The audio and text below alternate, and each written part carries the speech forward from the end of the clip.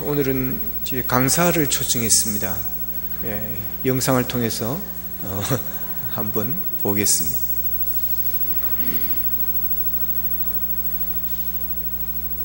오늘 이렇게 생겨봤습니다. 이 세상에서 가장 아름다운 영어 단어는 무엇입니까? Beautiful. 혹시 아십니까? No. 제가 말씀드릴게요. 가장 아름다운 영어 단어가 마더, 어머니입니다. 이것이 이 세상 가장 아름다운 영어 단어로 앙케이트 조사가 되었습니다. 두 번째 가장 아름다운 영어 단어가 father 같으면 얼마나 좋겠습니까? father 아니고 patient, 열정, 정열. 열정, 정열. 세 번째 가장 아름다운 영어 단어가 father 같으면 얼마나 좋겠습니까? smile, smile. 네 번째 가장 아름다운 영어 단어가 father 같으면 얼마나 좋겠습니까? 예, 아빠는 이거 아까 전에 말한 love, 사랑입니다. 또 안 나와. 아빠는 언제 나오는 여러분 놀라지 마십시오. 다섯 번째도 아버지가 없었습니다. 열 번째도 father가 없었습니다. 더 놀라지 마십시오. 70번에 가도 father가 없었습니다. 그래 때려치워버렸습니다. 우리 아버지들은 충격인데. 죽읍시다. 조형기 죽읍시다. 충격이네. 고수님들 죽읍시다. 여자 빼고는. 여러분요, 저는 1945년 해방동입니다. 우리 누나 둘하고 저하고 일본에서 태어났습니다. 일본 어디서 태어났냐면 여러분 히로시마 아시죠? 원자 폭탄들 히로시마. 태어났는데 미국 폭격이 와서 폭탄을 내려버려. 아침 식사하다가 아버님이 놀라서 숟가락을 놓고 탁 튀었습니다. 튀면서 돌아보면서 어머님 보고 빨리 따라오라. 그때 그 당시에 저는 어머니 뱃속에 있었습니다. 9개월 때 있었습니다. 큰 누나 4살, 둘째는 2살인데 돌아보는 순간 깜짝 놀랐습니다. 우리 어머님이 큰 무거움을 이끌고 우리 누나들을 들치는 거예요. 아버님 튀어달라고 있고 혼자 튀어달라고. 돌아보는 순간 아버님이 전쟁터에 처자식을 버리는 에비는 실전쟁, 전쟁터에 자식을 버리는 의미는 없구나. 앞으로 폭격이 떨어지면 다시는 안 달아나야지. 그런데 그 다짐도 멀리 가지 않았습니다. 제가 한국에 와서 내가 45살에 6.25가 터졌습니다. 우리 어머님이 이렇게 짐을 지고 바로 뒤에 5살 제가 걸어갔습니다. 그 뒤에 둘째 누나, 마지막에 큰 누나도 짐을 이렇게 지고 가는데 수류탄이 날아왔습니다. 콱 날아오니까 아버님이 지게를 지고 이쪽에 수로에 처박혀 없습니다. 탁 처박혀서 탁 보니까 처자식이 안 보이거든. 이거 어떻게 됐나? 올라가니까 세상에 우리 어머님이 뭐 다 버려버리고 우리 자식 새끼 새를 품에 안고 이쪽에 쓰러지는 거예요. 아버님은 혼자 이쪽에 처박혀. 뭐야, 수류탄이 위급한 상황이 벌어지면 엄마는 자기 몸은 보이지 않습니다. 옛날에 제 돌때쯤 되어서는 홍역이 아주 심했습니다. 저도 병에 걸려서 죽게 되었습니다. 거의 완전히 죽었습니다. 우리 아버님은 찌개를 지고 삽을 가지고 저를 산에 파묻기 위해서 마루에 앉아 있었습니다. 우리 어머님은 밤새 끝을 품에 안고 있었습니다. 아버님이 가마니를 가져와서 나를 둘 말아가지고 이제 산을 가기 위해서 문을 탁 열면서 아버님이 죽은 자식 품에 안아서 못하느냐, 빨리 내놔. 부모 앞에 죽는 자식은 자식도 아니야. 근데 우리 어머님은 그를 품에 탁 안고 울부짖으면서 이렇게 하더랍니다. 하나님이 살아계신다면 내 아들을 살려주십시오. 그러면서 마지막 가는 그 길을 자식을 보내기 위해서 혀를 가지고 내 얼굴을 참 하다. 그 내 얼굴에 종기가 나와서 고름이 났는데 그걸 우리 어머님이 계속 하는 거예요. 그런데 여러분 세상에 이게 웬일입니까? 제 갑자기 얼굴에 생기가 돌아오더래요. 손가락을 움직이기 시작하더래요. 그래서 제가 살았습니다. 그래서 이거 살아서 이거 써 있잖아요. 어머님이 자식에 대한 그 가슴 뜨거운 그 사랑, 죽어가는 생명을 살리신 것입니다. 어머님의 사랑에는 바로 기적이 일으킵니다. 부모님을 살아서 고맙게 잘하십시오. 저는요, 우리 어머님 평생 안 준 줄 알았어요. 내가 같이 평생 같이 살 줄 알았는데 어느 날 홀연히 떠나시더라고요. 오늘 이별에 대해서 지금 이 황금말, 여러분 이별을 계속 많이 느꼈을 겁니다. 이별 중에 눈물이 가장 많은 것은 어머님을 떠나보낼 때입니다. 자식을 떠나볼 때는 상처가 너무 커서 눈물이 나지 않습니다. 그래서 여러분, 부모님을 살아계실 때 부모 자식 간에 따뜻한 사랑을 원 없이 나누시기를 바랍니다. 감사해요.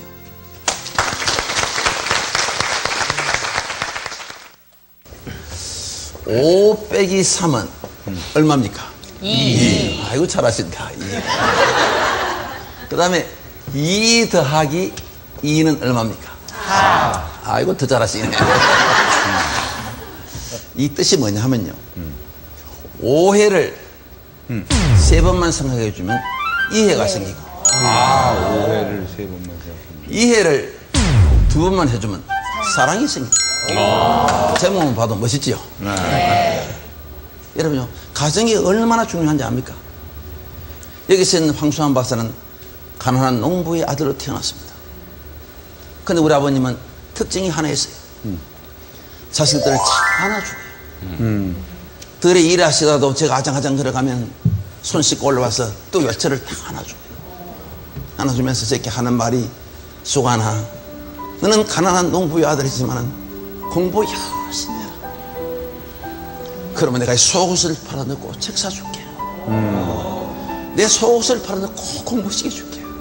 난 어릴 때 그 말씀이 내 가슴속에 아로 새겨져서 감동을 받고 공부를 열심히 해서 깡촌에 사는 어린 소년 황수환이가 우리나라 최고 명문 연세대학 교수가 돼요. 우리 아버님의 그 말씀 한 말씀이 진짜 이렇게 나옵니다. 부모님의 사랑은 하늘보다 높고 바다보다 깊은 것이 부모님의 사랑입니다. 우리 아버님이 살아계실 때 이 나이에 학교 출근하기 위해서 아버님 어머님은 잘 다니고 있습니다. 야 잠깐 얘야 길 조심해라, 차 조심해라, 빨간불은 서야 되고 파란불은 가야 된대. 그거 누가 모르나? 여러분, 그것이 부모님 하는 거예요. 부모님은 자식을 나이가 아무리 들어도 어린애로 보는 거예요. 누가 70살 노인이 50대 아들하고 같이 지하철 타면서 표를 썼으면서 깜빡 잊어버리고 어른표 하나 하고 애표 하나 하고.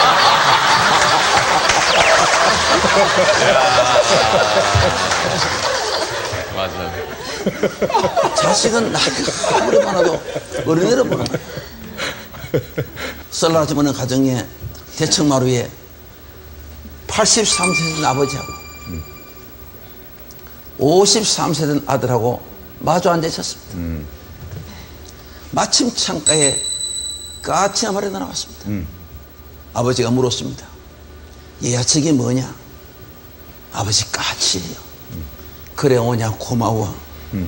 두 번째 또 물었습니다. 얘야 저게 뭐냐? 금방 까치라 했잖아요. 오냐 고맙다. 또 세 번째 또 잊어버리고 또 물었습니다. 여러분 나이 많으면 여성 부부는 정신이 왔다 갔다 합니다. 얘야 저게 뭐냐? 금방 까치라 했잖아요. 그것도 못 알아먹어요. 그 소리를 아버지는 너무너무 서러웠습니다. 너무너무 서러워서 방으로 들어갔습니다. 들어가서 옛날 일기장을 꺼내왔습니다. 그 일기장은 제가 33살 때 일기장이었습니다. 밖에 나와서 제 아들하고 읽어보라 했습니다. 그 일기장에 이런 글귀가 써 있습니다. 3살짜리 내 아들과 마루에 마주 앉으셨다. 마침 창가에 까치가 날아왔다. 3살 먹은 내 아들이 나에게 물었다. 얘야 저게 뭐냐? 얘야 까치란다. 내 아들은 연거푸 23번을 물었다. 아까 저거 뭐야? 아까 저거 뭐야? 나는 23번을 까치라고 답을 하면서 내 마음이 왜 이렇게 즐거운지 몰랐다. 그래서 사랑하는 내 아들을 너무 귀여워서 품에 안아 주었다. 여러분요, 아버지는 자식에게 3번 물었는데 자식은 화를 냈는데, 자식은 부모에게 23번 물었는데 그 자식이 사랑스러운 거예요. 여러분, 그것이 부모님입니다. 그 부모님이 오래오래 살아계세요. 여러분, 부모님을 살아계실 때 고맙게 잘하십시오.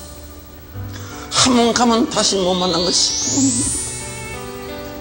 부모님 살아계실 때 고맙게 잘하십시오. 제가 인터넷에 글이 하나 올라왔는 것을 여러분들 한번 읽어드리겠습니다. 제목이 시아버지의 문자 메시지.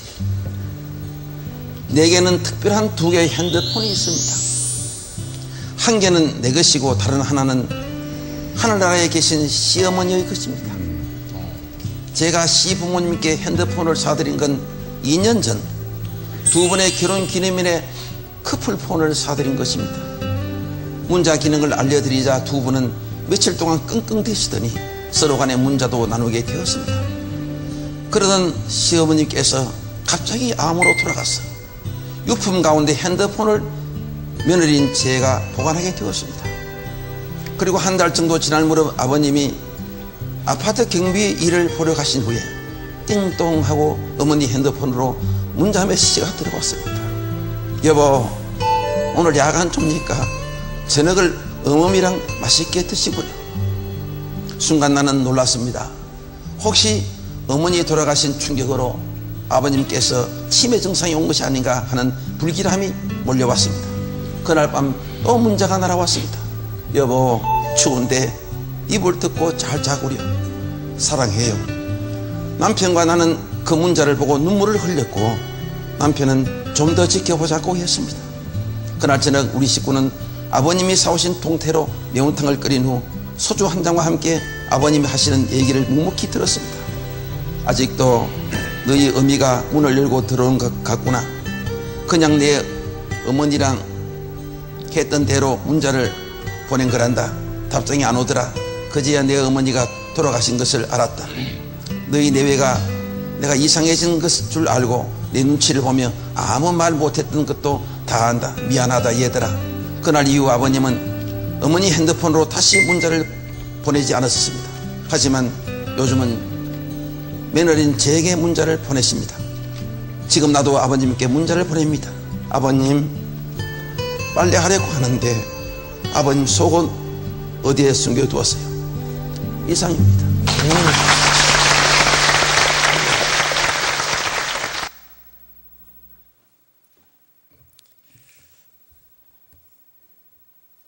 앞에 동영상만 있었으면 섭섭했을 텐데 또 뒤에 또 아버지에 대해 있어서 같이 보았습니다. 아버지, 어머니 이 단어는 늘 우리의 마음을 따뜻하게 하고 또 어머니의 사랑 이야기는 언제 들어도 감동이 되어집니다. 기독교는 효의 종교입니다. 오늘 본문에서도 보듯이 2절을 보면 내 아버지와 어머니를 공경하라. 이것이 약속에 있는 첫 계명이다. 이렇게 말씀을 합니다. 그 정도로 하나님께서 첫 계명이라고 할 정도로 거기에 부모를 공경하는 것을 올려놓으셨습니다. 예수님도 마찬가지셨습니다. 예수님께서 십자가에 못 박혀 돌아가시기 전에 숨을 거두기 바로 직전에 이제 사랑하는 제자 요한에게 내 어머니라. 그래서 어머니를 제자에게 부탁을 합니다. 그래서 사랑하는 제자가 이 어머니를 마리아를 맡아서 모시게 되어지는 것입니다. 참 아름다운 모습입니다. 이런 것을 볼 때 기독교는 효의 종교임에 틀림이 없습니다. 그래서 예수 믿는 사람들은 부모님께 잘해야 됩니다. 우리는 죽은 자가 아니라 살아 계실 때 잘하는, 하나님은 그렇게 말씀을 하십니다. 죽어서 뭐 제사상을 많이 차리고 그런 거에 대한 말씀은 없습니다. 살았을 때, 살아 계실 때 공경하고 살아 계실 때 잘하라고 그렇게 말씀합니다. 그래서 오늘 부모님을 기쁘시게 해야 되고 해드려야 되고 부모님들을 섭섭하지 않게 해드려야 됩니다. 그러니까 부모님들이 어떨 때 섭섭해할까요? 무시당할 때 섭섭해합니다. 그러니까 어른들 나이 드셨다고 절대 여러분 무시하면 안 됩니다. 아, 우리 엄마 치매인가 봐. 좀 전에 이야기했는데 또 물어보고 아무래도 치매 같아. 뭐 그런 말들 조심하셔야 됩니다. 또 노인이 뭘 자꾸 알려고 그래. 몰라도 돼. 너희는 몰라도 돼. 엄마는 이야기해도 몰라. 이런 말들 무시하는 말주가 되실 수 있습니다. 또 뭐 노인들이 빨간 옷 입고 다니면 정말 꼴불견이야 막 그러면서 이야기하는 남의 이야기지만 노인을 무시하는 듯한 그런 단어 말들 좀 조심해야 될 필요가 있습니다. 그리고 제발 엄마는 나서지 말고 좀 가만히 있어. 너친 내가 나서면 주책이라 그래. 그러니 제발 좀 나서지 마. 이런 말들도 우리가 좀 조심해야 될 필요가 있습니다. 그리고 엄마가 나에게 해준 게 뭐 있어? 이런 말들. 쥐를 낳아가지고 키워줘가 지금 이렇게 커가지고 살아가는데 나 해준 게 뭐 있냐고 물으면 여러분 어떻게 되겠습니까? 얼마나 섭섭하겠어요. 이런 말들이 부모님을 어른들을 무시하는 말이 되어서 섭섭할 수가 있습니다. 여러분 어른들이 연세 드셔도 정신은 말짱합니다 여러분. 그리고 다 생각이 있습니다 여러분. 다 자존심이 있습니다 여러분. 뭐 늙은 것도 서러운데 여러분 무시하고 자존심 상하게 해보세요. 죽고 싶죠. 그래서 요즘 노인 자살률이 많은 이유가 여러분 거기에 있습니다. 여러분 어른들이 나이 들었어도요 이게 나를 무시하는 말인지 이게 나를 존중하는 것인지 여러분 다 압니다. 80, 90, 100세가 돼서 다 알아요 여러분. 뭐 나선다고 또 뭐 나서면 나선다고 뭐라 할 거고 나무라면 나무란다고 또 뭐라 할 거고 뭐 이제는 갑이 아니라 어리니까 그냥 못 들은 척하고 넘어가는 것이지 몰라서 넘어가는 게 아닙니다 여러분. 자존심이 없어서 그냥 넘어가는 게 아니에요. 그래서 우리가 노인들을 어른들을 무시하면 안 됩니다. 그분들도 다 20대가 있었고요 30대가 있었고 40대가 있었고요 그분들 다 50대가 다 있었습니다 여러분. 무슨 말입니까? 여러분 지금 20대도 지금 30대도 지금 40대도 지금 50대도 얼마 있지 않아 여러분 그 자리에 곧 서게 된다는 사실을 알아야 되는 거예요. 그래서 지금 내가 부모를 무시하고 어른들 무시하면요 다음 세대 자식들은 여러분 더 무시하는 세대 되어집니다 여러분. 그래서 하나님께서 성경을 통해서 우리에게 명령하는 겁니다. 부모를 공경하라고. 여러분 늙은 부모님들을 고물처럼 생각하면 안 됩니다. 그분들 다 열심히 살아온 분들이에요. 자식을 위해서 열심히 살아온 분들입니다. 우리 부모님들이 자식들에게 무시할 정도로 그렇게 살아오신 분들이 결코 아닙니다 여러분. 그분들의 수고와 땀과 눈물이 여러분 오늘 이 나라가 있게 만들었고요 오늘 내가 있게 된 것입니다. 진 자리 마른 자리 가라니 쉬고 손발이 다 닳도록 고생하셨네. 여러분 우리 부모님들이 다 그렇게 사셨습니다. 근데 자식에게 무시받을 정도로 그분들이 그렇게 사신 분들이 아닙니다 여러분. 그분들은 자식을 위해서 희생했고 자식밖에 모르는 그런 삶을 그분들은 살아오신 분들입니다. 2001년 9월 11일에 빈 라덴이 비행기 2대를 납치해가지고 미국의 쌍둥이 비대를 폭파한 사건이 있었습니다. 약 2,600명이 죽었습니다. 순식간에 일어난 사건이었죠. 그때 온 세계가 이 오사마 빈 라덴을 죽이라고 아우성이었습니다. 빈 라덴을 체포하는 특별조가 조직이 되었습니다. 온통 정보가 빈 라덴의 은신처를 찾는데 여러분 집중되어 있었습니다. 그때 TV에 빈 라덴 어머니가 알자리 방송에 나와서 절규하고 있는 모습이 잠깐 방영이 되었습니다. 빈 라덴의 어머니는 믿던 짓을 외치고 있습니다. 내 아들 라덴아, 너는 잘했다, 멋지게 했다. 너를 잡으려고 모두가 혈안이 되어 있다. 그러니 꼭꼭 숨어라. 절대로 잡히지 말아라. 여러분 이게 어머니입니다 여러분. 어머니는 무조건 자식 편입니다. 어머니의 사랑은 무조건적 사랑입니다. 다 자식을 버려도 어머니는 버리지 못하는 것입니다. 어머니만이 끝까지 함께 갈 수 있는 것입니다. 제가 한 목사님에게 이런 이야기를 들었습니다. 그분이 목회하면서 경험했던 이야기입니다. 추석이 다가오고 있습니다. 한 열흘 전에 아들이 이제 가출을 했는데 그 가출한 아들이 시체로 발견됐다고 이제 경찰에게서 연락이 왔습니다. 그래서 이 목사님이 그 어머니 성도님하고 둘이서 산으로 달려갔습니다. 이 목사님은 그런 시신을 처음 봤다 그래요. 그 아들이 소나무에 목을 메고 자살을 한 것입니다. 근데 한 열흘이 벌써 지나버린 거예요. 그러니까 날씨가 덥고 해놓으니까 시체가 많이 상한 것입니다. 그래서 온몸에 살점이 흘러내렸습니다. 뼈가 앙상하였고 구더기들과 파리들이 온통 새까맣게 쌓여 있었습니다.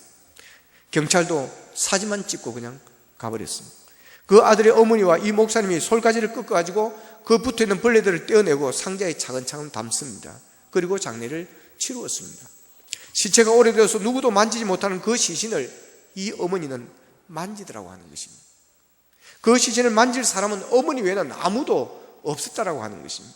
다 구경꾼뿐이었다는 거예요. 여러분, 이게 어머니입니다. 이게 어머니의 자식 사랑입니다. 이 세상에 그렇게 어머니 사랑보다 더 위대한 사랑이 없다고 하는 것입니다. 이스라엘 요셉 랍비라는 사람이 재밌는 말을 하였습니다. 어머니의 존재는 하나님의 존재이다. 하나님이 왜 이 세상에 어머니를 만드셨는지 아시나요? 하나님이 늘 우리와 함께 있고 싶어서 하나님 대신에 어머니를 만드셔서 옆에 두었다. 이렇게 이야기를 했습니다. 여러분, 어머니는 하나님의 대행자요 하나님의 그림자입니다. 하나님의 사랑은 보이지 않는, 어머니의 사랑은 보이지 않는 하나님의 사랑인 것입니다. 그런 한없는 끝없는 그 어머니의 사랑이 있었기에 오늘 우리가 자식들이 있는 것입니다.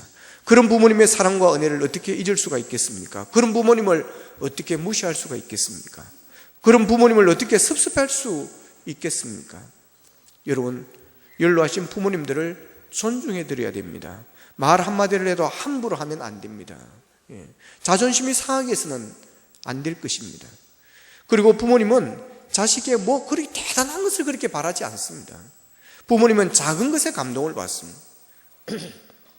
저희 어머니는 저보고 늘 너희 아이들이, 자식들이, 너희 아이들이 복을 받을 것이다, 잘 될 것이다, 너희 아이들이 다 잘 될 것이다, 늘 그런 말씀을 합니다. 왜 그런가 하면 저희 어머니는 제가 부모님께 잘하고 형제들에게 늘 잘한다라고 생각을 하는 겁니다. 근데 사실 제가 어머니에게 그렇게 잘하는 게 없습니다. 근데 저희 어머니는 저보고 잘한다고 그러고 저보고 늘 고맙다고 그럽니다. 그래서 요즘에 와서 어머니가 왜 저보고 부모에게 잘하는 거 하는가를 이제 조금, 왜 칭찬하는가를 제가 조금은 이제 알게 되었습니다. 왜냐하면 제가 이제 부모가 되고 어른이 좀 되다 보니까 저희 아이들을 보면서 이걸 제가 좀 알게 되었어요. 저는 이제 고등학교를 객지로 나왔습니다. 객지로 나와서 부모님께 늘 그때 편지를 썼습니다. 그때는 전화가 많지 않았던 시대입니다. 70년대니까. 동네 마을회관에 전화가 있습니다. 그러면 이제 그 전화국으로 가는 거예요. 전화국에 가서 이제 경남 남해군 남면 당리 뭐 이래가지고 전화를 이제 신청을 합니다. 그러면 이제 또 줄 서 있어요. 기다려가지고 딱 되면 이제 나와서 통화를 딱 합니다. 그러면 이제 이장이 누구 개똥이네 집 아들이 전화 왔으니까 전화 받으세요. 그럼 이제 또 거리가 또 제법 있습니다. 그럼 또 한참 내려가서 전화 받고, 그러니까 특별한 어떤 메시지, 어떤 전달 사항이 아니면 거의 다 편지를 하던 시대입니다. 저는 그때 편지를 자주 했습니다. 일주일에 최소한 한 통은 꼭 써서 보냈습니다. 오늘은 이런 공부를 했습니다. 이런 실습을 했습니다. 오늘 이런 것을 만들었습니다. 뭐 이러면서 늘 이렇게 소식을 주고받으면서 편지를 썼죠. 부모님 전상서. 5월이 중순으로 접어들었지만 조숙으로 날씨가 차갑게 느껴지는 요즘 부모님 옥체 만강하옵신지요. 이곳 소자는 새벽마다 자식을 위해 기도해 주시는 부모님의 은덕으로 공부 열심히 하며 내일을 준비하고 있습니다.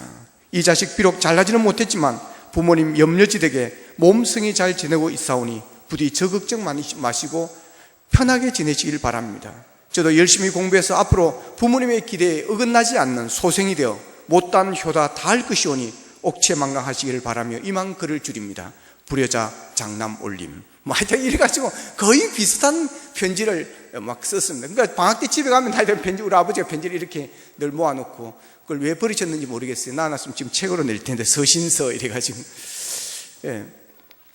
그러다가 이제 집에 전화가 이제 들어오기 시작했죠. 그러면서 이제 편지가 아니라 전화로 이제 집에서 직접 전화를 돌릴 수 있게 되었습니다. 이제 그러면서 이제 매일 전화를 올리게 되어졌습니다. 그러다가 이제 핸드폰이 생기면서 이제 어느 때나 어디서나 전화를 할 수 있게 되어서 뭐 수시로 이제 하루에 2번도 하고 3번도 하고 어머니께 이렇게 이야기를 나눕니다. 제가 어머니께 해드리는 게 특별히 하는 것은 없습니다. 그냥 전화해드리는 것. 그리고 한 번씩, 한두 달에 한 번씩 찾아가서 반찬거리 만들어서 사서, 마트에 가서 사서 냉장고에 이렇게 넣어두고 오는 것.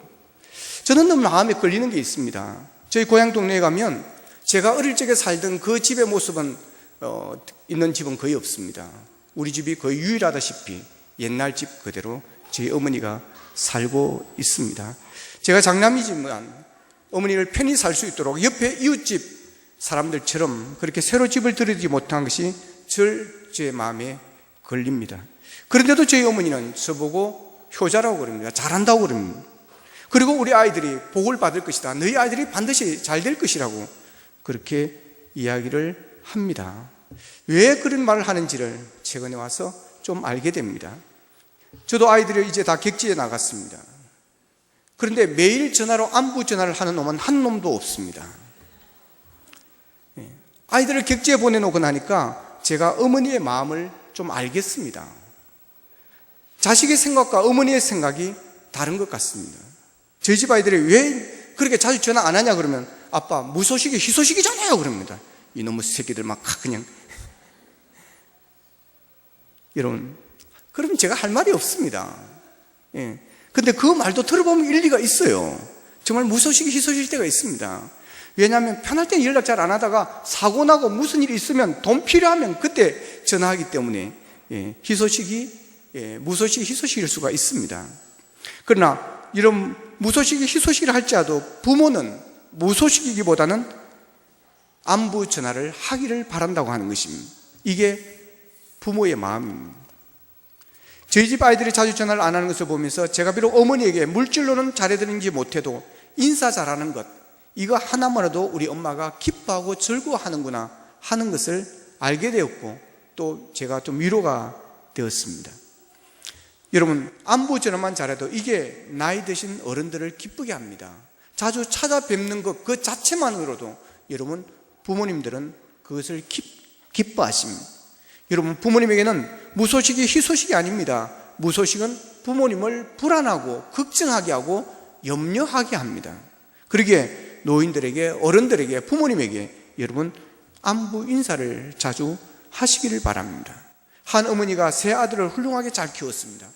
그리고 이제 어느덧 세월은 흘러서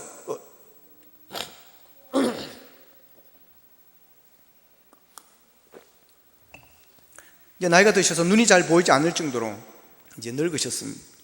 어머니의 헌신적인 사랑으로 성장한 이 세 아들은 한 자리에 모여서 누가 효자인지 증명해 보자라고 그렇게 제안을 합니다.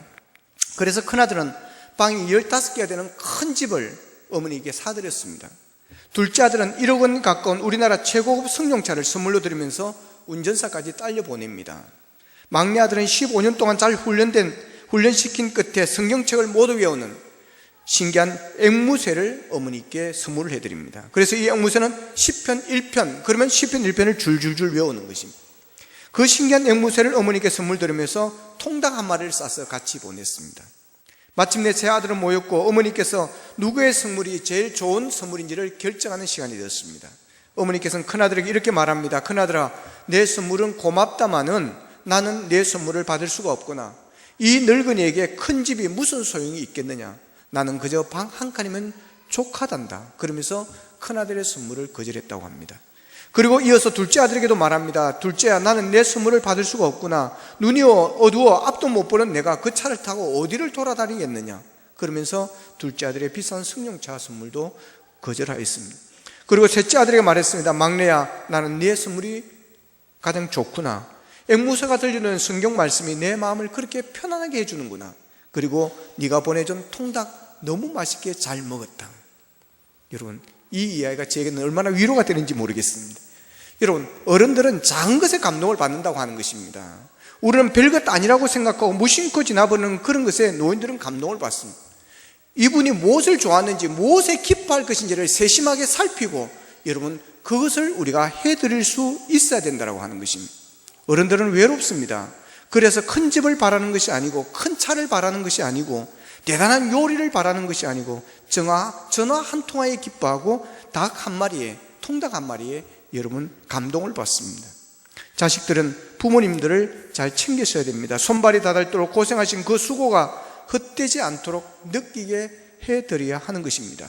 돌아가시고 난 다음에 아무리 울어봐도 소용이 없습니다. 살아계실 때 한 번이라도 더 찾아뵙고 한 번이라도 더 자주 인사를 전화라도 해드릴 수 있어야 하는 것입니다. 이런 이야기가 있습니다. 옛날에는 엽전에 구멍이 뚫려 있었습니다. 그래서 아무리 돈이 눈앞을 가린다고 할지라도 딱 그 돈을 그렇게 보면 구멍이 뚫려 있어가지고 그 구멍 뒤로 부모님이 보이고 형제가 보였다는 것입니다. 근데 요즘은 엽전이 돈이 동전이 다 막혀 있습니다. 그러니까 돈을 이렇게 들으면 돈만 보이지 그 뒤에 부모도 안 보이고 형제도 아무것도 안 보인다고 하는 것입니다. 현대인들은 부모님을 모시는 효도하고 공경하는 것도 자기들에게 유익이 되어야만 하려고 하는 그런 경향이 있다라는 너무 좋은 예화인 것 같습니다.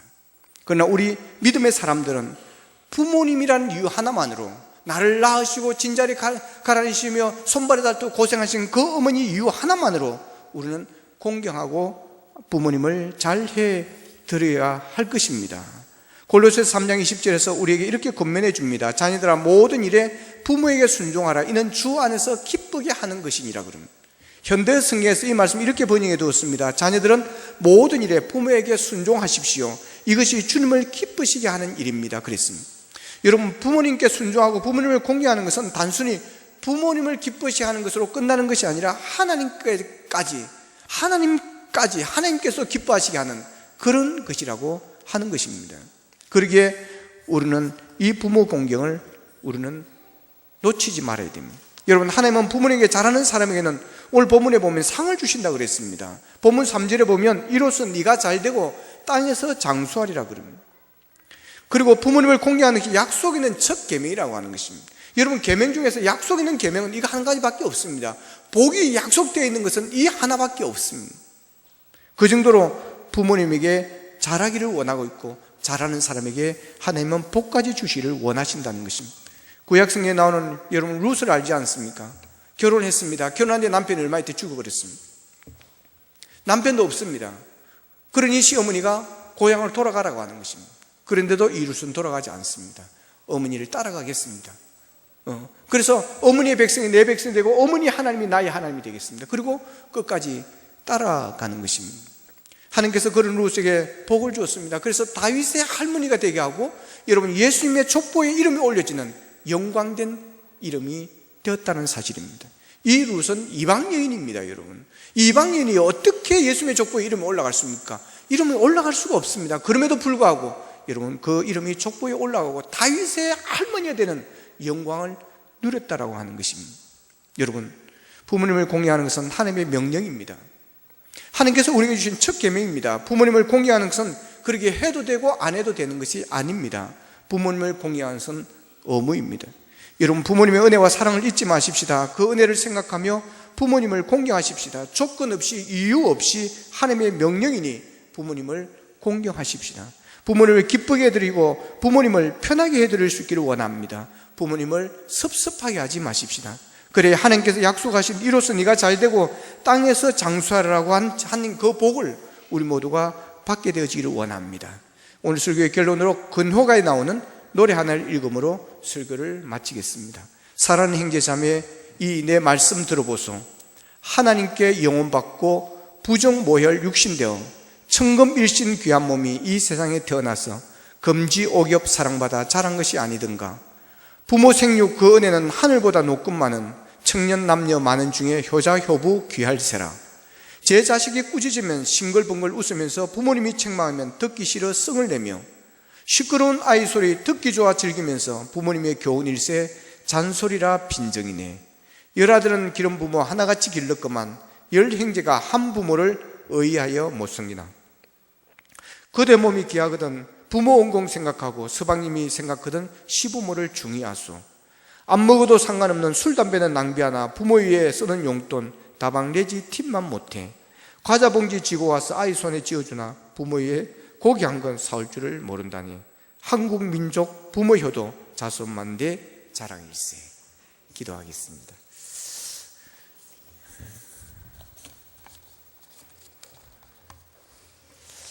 하나님 아버지, 어버이 주를 맞이하여 부모님의 은혜를 생각하고 어머님의 사랑을 함께 나누었습니다. 하나님, 부모님을 섭섭해하지 않게 하시고 부모님을 잘 모시기를 원합니다. 존중하기를 원합니다. 부모님을 공경하는 것은 하나님의 명령입니다. 하나님의 명령 따라 우리가 어떤 조건에 따라 우리가 섬기는 것이 아니라 부모라는, 어머니라는 나를 낳으시고 기르시고 진자리 마른 자리 갈아내시며 키워주신, 오늘 나를 있게 하신 그 은혜로만으로도 우리가 순종하며 공경할 수 있도록 도와주시길 원합니다. 연로하신 우리의 어머니들, 우리의 아버지들, 주님 건강할 수 있도록 붙들어 주시옵시고 주 안에서 평안을 누릴 수 있도록 도와주시고 남은 생애까지 주님의 인도하심에 함께하는 삶을 살게 도와주시옵소서. 아버지, 부모님이 돌아가시지 않은 분들, 영적인 아버지 하나님께 아버지며 더 잘할 수 있게 하시고 하나님을 공경하며 경배하며 경외하며 하나님 앞에 효를 다할 수는 우리가 될 수 있도록 도와주시옵소서. 예수님의 이름으로 기도합나이다. 아멘.